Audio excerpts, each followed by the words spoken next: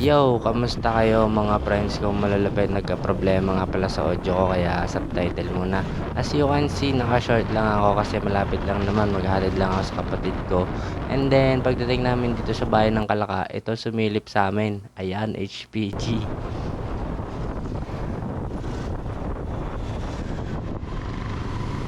Hindi kami napara kasi siguro hindi kami napansin. So, dire-diretso lang ako kasi baka malit ang aking kapatid.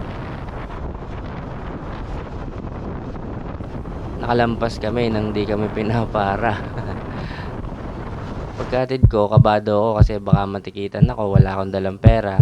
So, double check muna kung nadala ko yung mga papeles ko tsaka lisensya ko. So, ayan, nandito naman. So, let's go. Pero, kabado pa rin.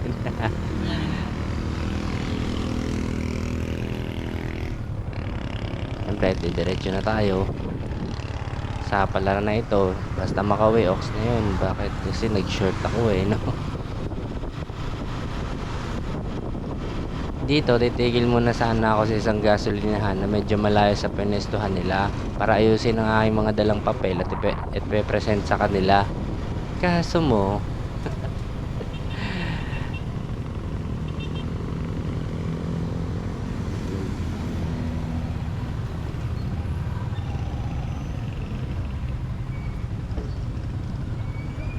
ayan, so dahan-dahan pa ako dyan magparking.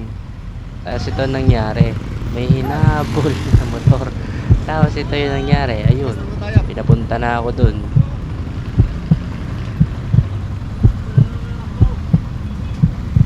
Siyempre, kabado pa rin ako dito. Tapos, madami na rin pala nakapwesto dito sa may gasolinahan.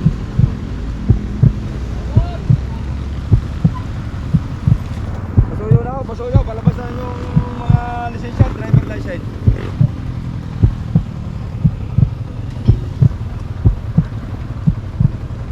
Yan, hinanap yung lisensya natin.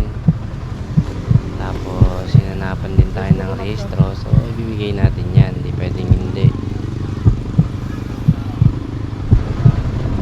Kailangan, pagka mapapadahan tayo dito sa mga ganitong checkpoint, lagi natin daladala ang ating mga papeles. Ha? Sambal. Habang tinecheck yung rehistro at lisensya ko, sinakyan na nung HPG yung Mio nakasabay ko. Expire na daw ang rehistro ni Mio, kaya ayun, dala nila.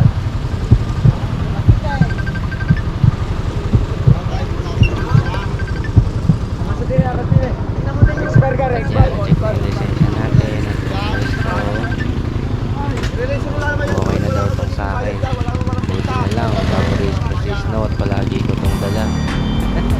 So yun lang mga friends, ang experience ko sa HPG ngayon. Bakit ba kasi ako nag-short? So lagi nyo laging dadalhin ng inyong mga papel at lisensya saan man kayo magpunta, kasi kahit ganito lapit-lapit lang ng pinuntahan ko, pinara pa din ako at hinanapan pa rin ako ng papel at rehistro. Syempre, ganyan talaga pag LTO tsaka HPG, hanapan ka talaga niyan. Kahit mga checkpoint ng mga pulis, hahanapin talaga yan sa inyo. Kaya huwag niyo laging kakalimutan. So ayun lang mga friends, nakakatuwang experience lang and sobrang nakakakaba. Kahit sabihin na meron ako, kompleto ako ng papel at rehistro at lisensya, naka-short ba naman ako So ayun lang mga friends, and then paalala na maghinay-hinay kasi maghihintay sa bahay.